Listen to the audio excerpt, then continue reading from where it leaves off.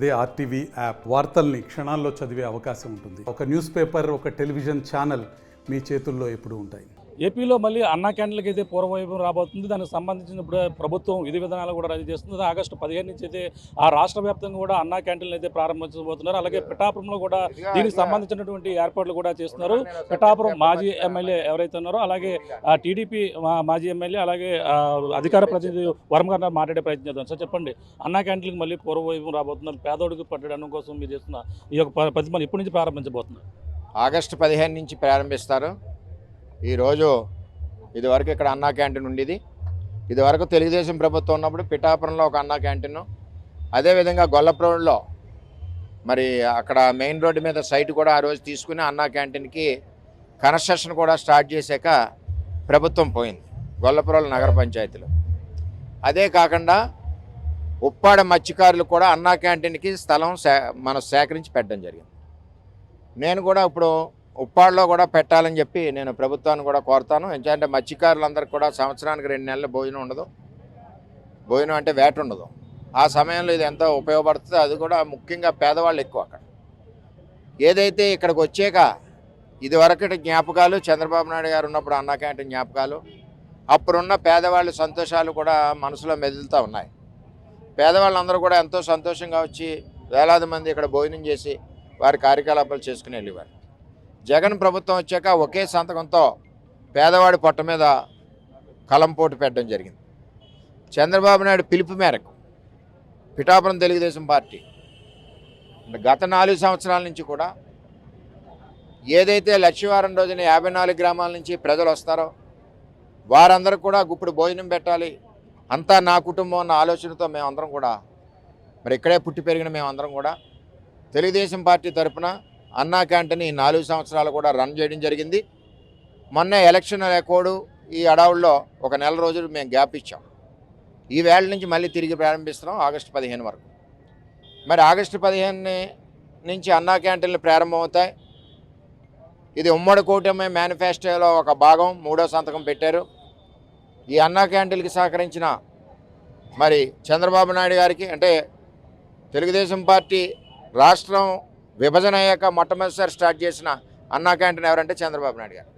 ఇప్పుడు ఆగస్టు 15 నుంచి మరి తిరిగి ప్రారంభిస్తున్నారు. కాబట్టి ఉమ్మడి ప్రభుత్వంలో అటు చంద్రబాబు నాయుడు గారికి, పవన్ కళ్యాణ్ గారికి, నరేంద్ర మోడీ గారికి కూడా ధన్యవాదాలు తెలియజేస్తున్నాం. మరి పిఠాపురం ప్రజలందరూ కూడా ఇవి ఉపయోగించుకోవాలి. అదేవిధంగా గొల్లప్రోడ్ల నగర పంచాయతీ, అదేవిధంగా ఉప్పాడలో కూడా మరి త్వరలోనే ప్రారంభించే ఏర్పాటు కూడా చేస్తామని చెప్పి తెలియజేస్తాం. మెనూ ఏ విధంగా ఉండబోతుంది? అందరూ దానికి సంబంధించిన మెనూ ఉదయం కావచ్చు, మధ్యాహ్నం కావచ్చు, ఈ మెనూ ఏ విధంగా ఉండబోతుంది? వరకు ఏ విధంగా ఉందో అన్నా క్యాంటీన్ చంద్రబాబు పరిపాలనలో అదే విధంగా మెనూ కానీ క్వాలిటీ కానీ అదే విధంగా ఉంటుంది. మేము కూడా తరచూ 2 రోజులకి 3 రోజులకి ఇక్కడ భోజనాలు చేస్తాం. వైసీపీ నేతలపై తీవ్ర ఆరోపణలు వస్తున్నాయి. అందులో ముఖ్యంగా కీలక నేతగా ఉన్నటువంటి వైసీపీ విజయసాయిరెడ్డిపై ఒక అవయవగాలు వస్తున్నాయి, ఒక మహిళలపై ఇద్దరికి ఒక అక్రమ సంబంధం ఉన్నట్టు ఇటువంటి వ్యవహారం టీడీపీ కావాలనే చేస్తుందని చెప్పేసి అంటున్నారు. ఎలా చూడాలండి? నేను ఒక భర్త రోడ్డెక్కి భార్య ఇలా చేస్తుందని ఏమీ లేకుండా చెప్పడం జరగదు. విజయసాయిరెడ్డి గారు కూడా పెద్ద మనిషి, రాజ్యసభ సభ్యుడు, వైఎస్ఆర్సీపీ పార్టీని ఒంటి ఏళ్ళ మీద తిప్పిన వ్యక్తి. అతను సవాల్ విసిరాడు. ఆయన డిఎన్ఏ టెస్ట్ చేయించండి, టెస్ట్లో తప్పు వస్తే మీ కాళ్ళు పట్టుకుంటాం. తప్పే ఉంది టెస్ట్ చేయడానికి. బ్లడ్ శాంపిల్ ఇంత చిరంజీవితో తీసుకుని ఇంత శాంపిల్ తీసుకుని ఇచ్చేయడానికి తప్పే ఉంది. అభియోగం మోసాడు. విజయసాయిరెడ్డి గారికి చాలా నమ్మకం ఉంది. ఏ విధమైన నమ్మకం తెలియాలంటే డిఎన్ఏ టెస్ట్ ఇవ్వాలి. అంటే ఒక ఆడపిల్లని ఆ విధంగా ఇబ్బంది పెట్టకూడదు. భర్తే మాట్లాడుతున్నాడంటే దాని తగ్గట్టు ఏదో ఒక డెసిషన్ అయిపోవాలి. అది టెస్ట్, డిఎన్ఏ టెస్ట్ ఎంతసేపు? 2 నిమిషాలు, ఓన్లీ 2 మినిట్స్. సో విజయసాయిరెడ్డి గారు మీ మీద నాకు కూడా నమ్మకం ఉంది. ఒక బ్లడ్ శాంపిల్ ఇవ్వండి. ఆయన కోరుతున్నాడు కదా, ఆయన భర్త. ఇచ్చాక తేడా ఉంది, ఒక కంప్లైంట్ ఇచ్చి బొక్కలు వేయించండి. తేడా లేదు, అడాప్ట్ చేసుకోండి. ఇందులో పెద్ద ఇబ్బంది ఉంది దీనికి. అంటే వేరే వ్యక్తితో ఉన్న మళ్ళీ అతనితో విడాకులు అయిపోయింది, వేరే వ్యక్తితో ఉందని చెప్పేసి ఆమె కూడా చెప్పడం జరిగింది. ఆయనకి సంబంధం లేదు, విజయసాయిరెడ్డి చెప్తున్నారు. కావాలని ఈవిని ఇరికించారు అంటున్నారు. ఏమంటే ఆ విషయాలన్నీ పక్కకు పెట్టండి. భర్తే స్వయంగా అడిగినప్పుడు ఒక డిఎన్ఏ టెస్ట్ అడిగాడు. ఆ డిఎన్ఏ టెస్ట్ అవుతే ప్రాబ్లం సాల్వ్. దాని గురించి పెద్ద వైసీపీ వాళ్ళు కింద మీద పడిపోక్కర్లేదు. వాళ్ళకి చాలామంది ఫ్రెండ్స్ ఉన్నారు కదా. ఒకడు 1 అవర్ అంటాడు, ఒకడు ½ అన్ అవర్ అంటాడు, ఈవేళ సండే అంటాడు. మీ వాళ్ళు ఎక్కడ ఊరికి వెళ్ళాడు కదా నేను వస్తున్నానంటాడు. ఈ రకరకాల మెంబర్స్ ఫ్రెండ్స్ ఉన్నారు, గ్రూప్ ఆఫ్ టీం ఉంది. అది విజయసాయి రెడ్డి టీం ఒక టీం కాదు కదా. అది ప్రూవ్ చేసుకోవాలంటే అది, ప్రూవ్ చేసుకోలేదంటే యాక్సెప్టెడ్ అంతే. అంటే టీడీపీ ప్రమేయం ఏమీ లేదంటారు ఇందులో. మా పార్టీ ప్రమేయం ఉంటుందండి, వాళ్ళ విషయం అది, వాళ్ళు అంతర్గత విషయం అది. వాళ్ళ పార్టీలో ఉన్న వాళ్ళే ఆ సభ్యులందరూ వాళ్ళు తేల్చుకోవాలి. మా పార్టీకి సంబంధం ఏంటి? మా పార్టీ మహిళలు అంటే ఒక గౌరవం, ఒక పద్ధతిగా వెళ్తుంది.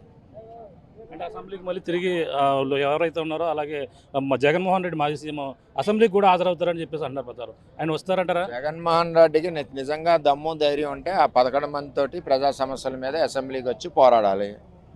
ఆయన రాలేదు అంటే ప్రజలను గాలికి వదిలేసినట్టే, ఇంకా వైసీపీ భూస్థాపితం అయిపోయినట్టే లెక్క. ఎందుకు రాకూడదు? చంద్రబాబు నాయుడు గారు ఆయనకి ప్రోటోకాల్ లేకపోయినా వెహికల్ దగ్గరుండి తీసుకొచ్చి అసెంబ్లీకి గౌరవంగా తీసుకొచ్చారు. ఇవాళ తెలుగుదేశం పార్టీ వైఎస్ఆర్ పార్టీ మీద ఖర్చు కట్టట్లేదు, గౌరవం ఇస్తుంది.